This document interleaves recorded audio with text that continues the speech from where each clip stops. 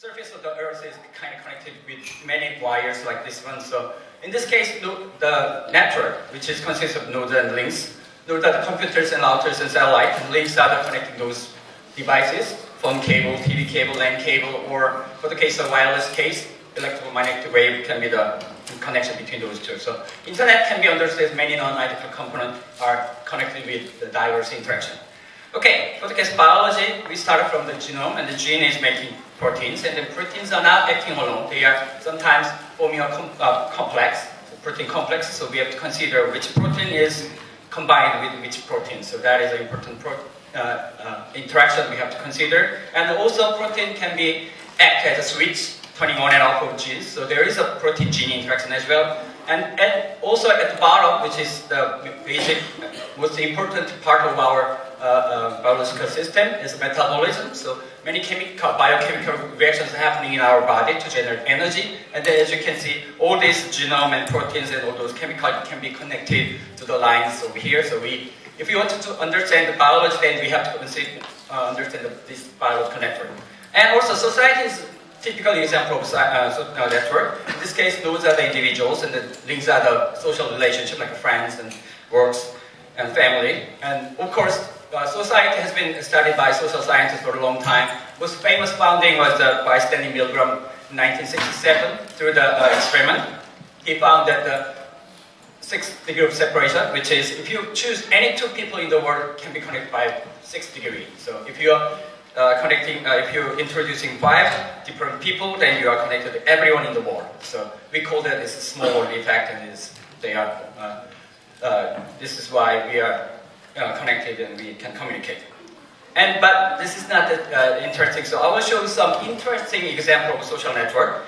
This is a very interesting, very important. This is the network between 100 richest people in Korea. Okay, see, every box there's a name, which is the 100 richest people in Korea. And if some of them are they are married, and we are connected. Interestingly, most of them are connected. So as you can see, 100 richest people are all relatives. So they are all connected to each other. The reason why I'm showing you this picture is that, I don't know, maybe some Korean recognize her. This is very famous Korean anchor. And then she quit the job and succeeded to marry someone in this chart, and then she put her name on this list. And then I guess that some of you are not married yet, then you should be hurried, since there's only a few spots available here and here and here. If you are interested, you can go for that position, then you can become a 100 richest people in Korea. That's why we have to study the network, then kind of treasure map or something. So this shows really importance of network. Okay, let me go back original example. So more familiar example is transportation network. Every day, even this morning, I have suffering from the traffic congestion. Always we are suffering from congestion, and we want to know why this is happening, and is there any way we can improve and solving the problems. So let me show first what is important.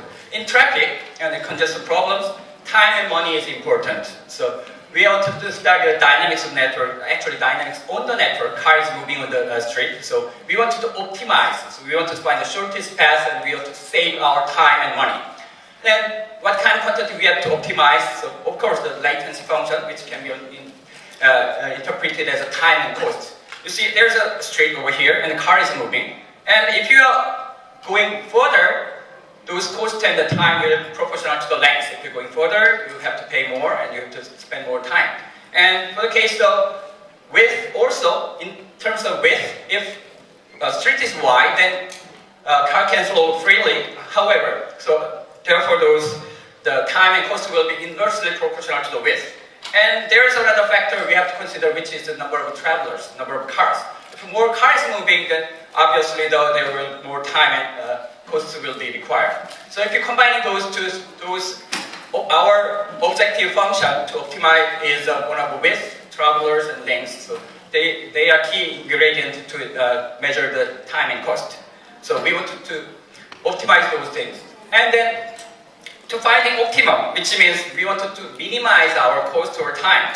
But there is one thing we have to consider, which is there are 2 different kinds of optimal solution for every system.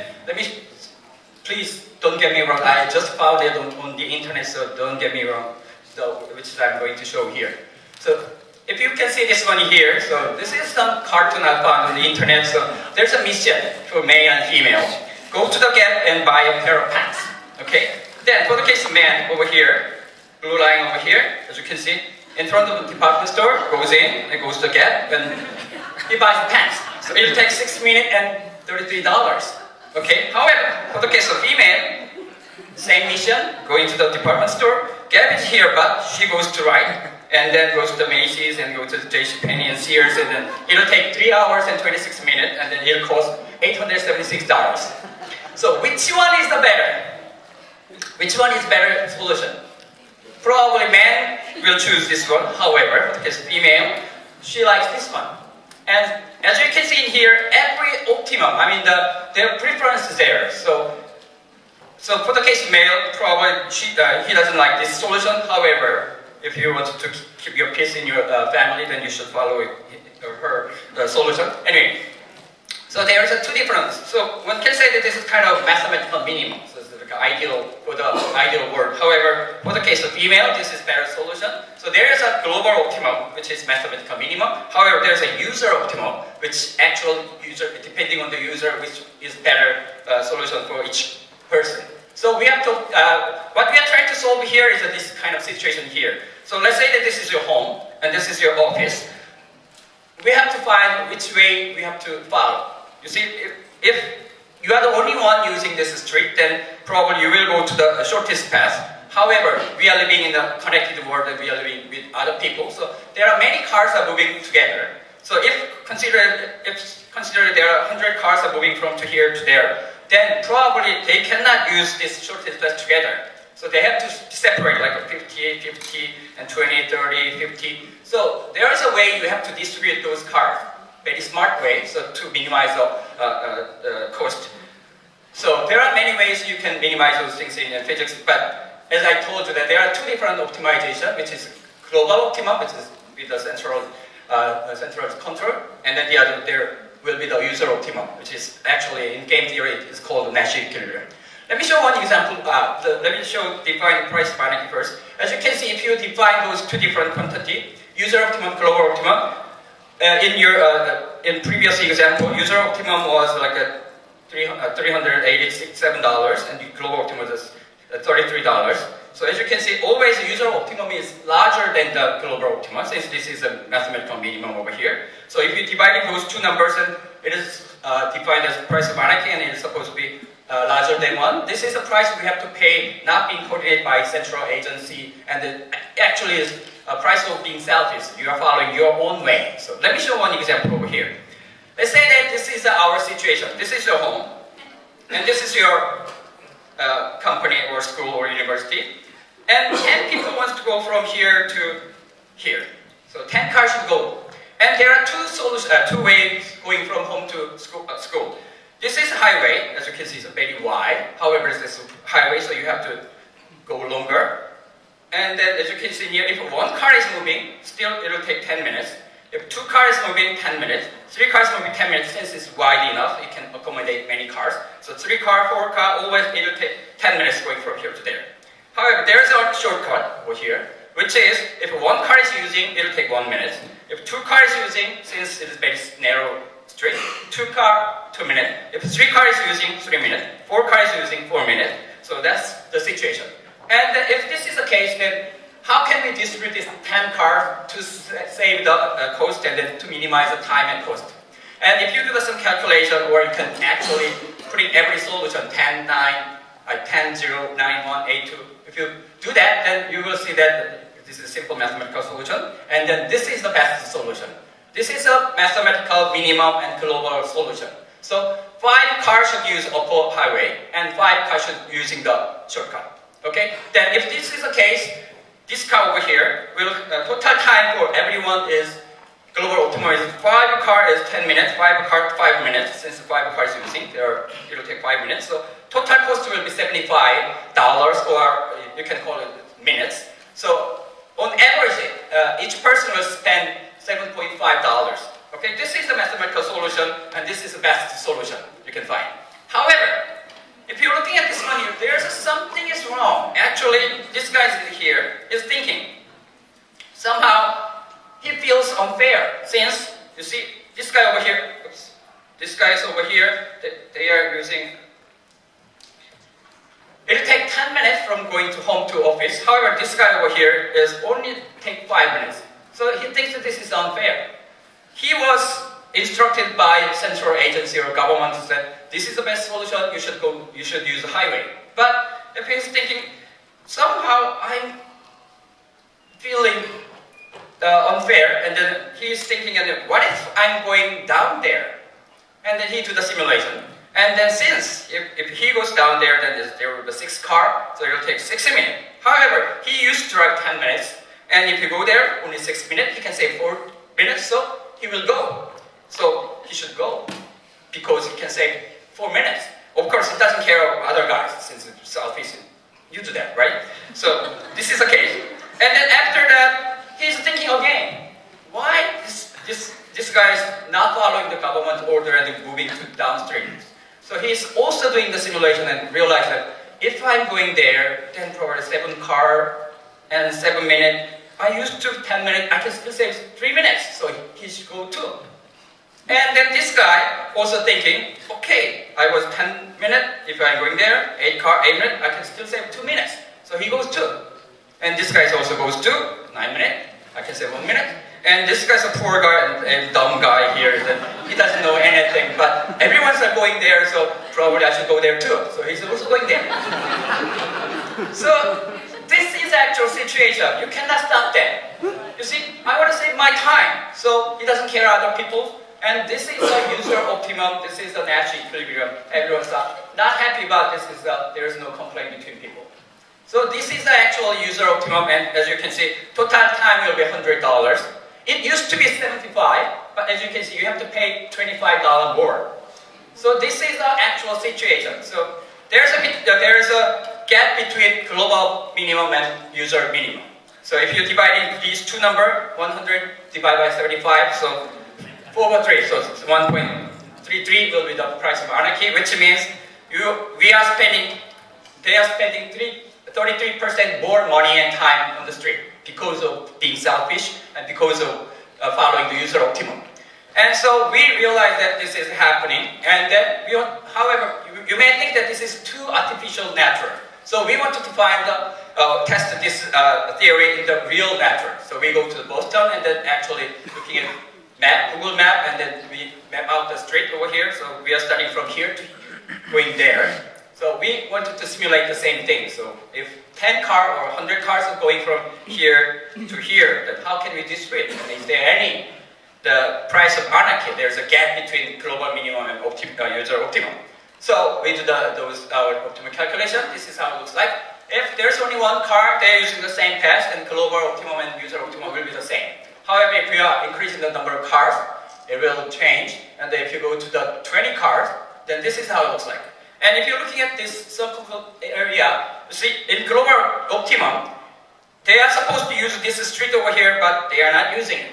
So in real case, still there is a gap between those two, and we divide those two numbers, and then we found that those price of anarchy is like a 1.01, which is only 1%. We thought that this is too small. But we realized that we are using wrong function.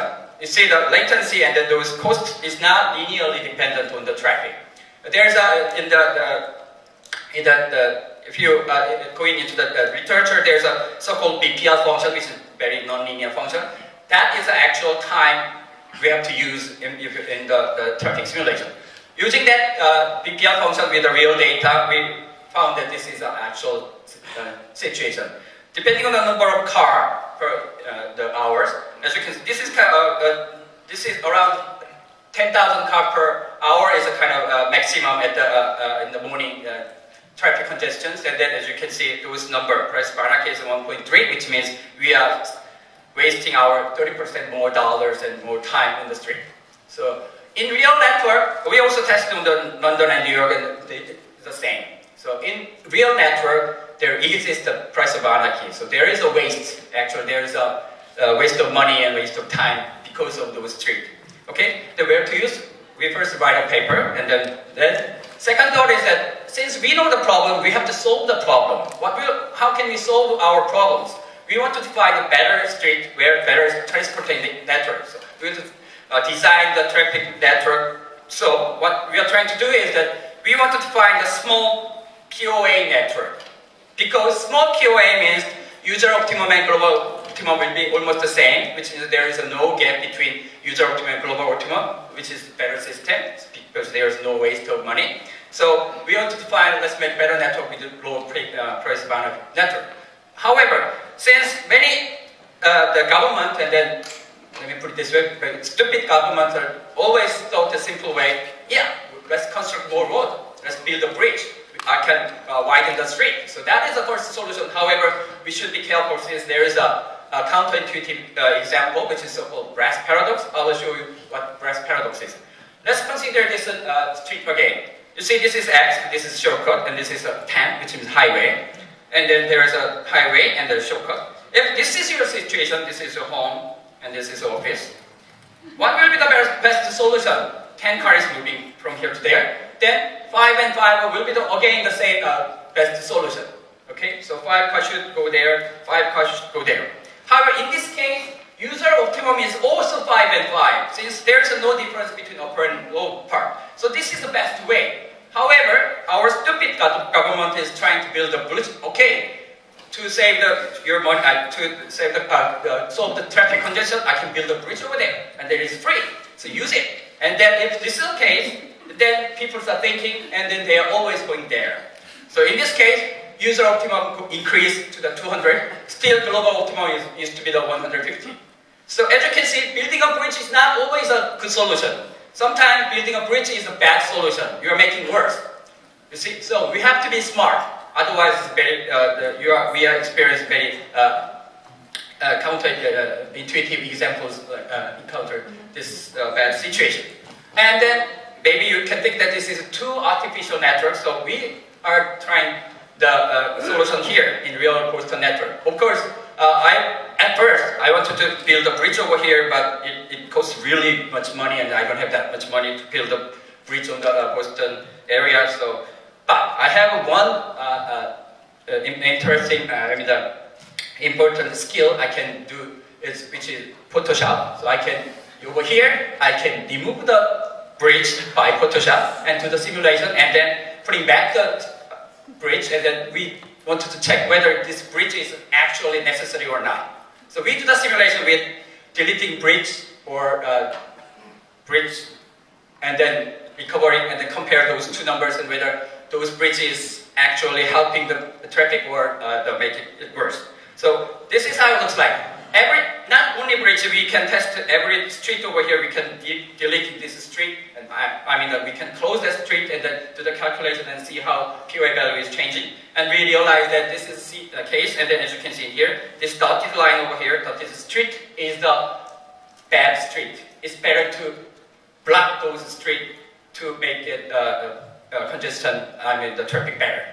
And then we do the same simulation on the London case over here. In this case, this bridge over here is unnecessary. It's better to block all those streets to save the money and save time. So this is a better system. And we also do the New York Manhattan over here. There is some street over here and here. It's better to close those streets to save our time and money. So as you can see, always constructing the bridge and construct the new street is not a good solution. Not always. So you should be careful. Okay, this is how it looks like. So let me summarize. So we have to consider this complex transportation network dynamically, and the price of anarchy, it does exist in real world network. I show you Boston and London and the New York example. And to save our money and time and to reduce the traffic congestion, we should be careful. We should be a smart government. So we should aware of those brass paradox. So this kind of information can be used as a structural guidance of the selfish user to save their money and time. So this is how it looks like, and then I show you that the transportation network, designing transportation network is not a simple thing. So we have to consider several things. Since there is a user optimum, which is Nash equilibrium, selfish behavior for people, so it's not that simple mathematical problem. So you have to consider this kind of things. Okay, thank you for your attention. Thank you very much, Dr. Joe. We've got 3 minutes to quick questions. Anyone? Okay. Just